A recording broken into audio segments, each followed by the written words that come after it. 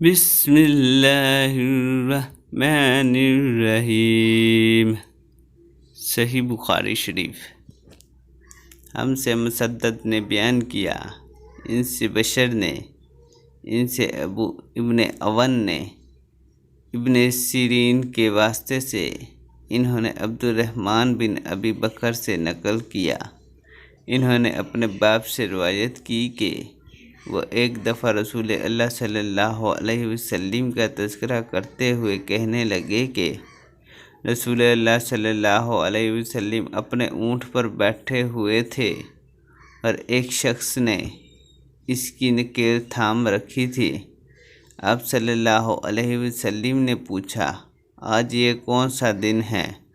ہم خاموش رہے، حتیٰ کہ ہم سمجھے کہ آج کے دن کا آپ کوئی دوسرا نام اس کے نام کے علاوہ تجویز فرمائیں گے۔ پھر آپ صلی اللہ علیہ وسلم نے فرمایا، کیا آج قربانی کا دن نہیں ہے؟ ہم نے عرض کیا، بے شک۔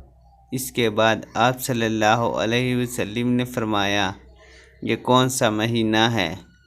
ہم اس پر بھی خاموش رہے اور یہی سمجھے کہ اس مہینے کا بھی آپ اس کے نام کے علاوہ کوئی دوسرا نام تجویز فرمائیں گے۔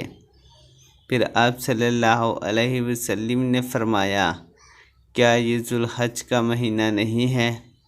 ہم نے عرض کیا، بے شک۔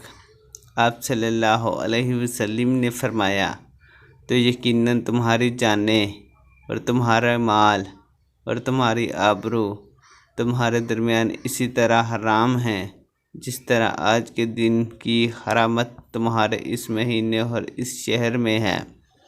پس جو شخص حاضر ہے اسے چاہیے کہ غائب کو یہ بات پہنچا دے، کیونکہ ایسا ممکن ہے کہ جو شخص یہاں موجود ہے وہ ایسے شخص کو یہ خبر پہنچائے جو اس سے زیادہ حدیث کا یاد رکھنے والا ہو۔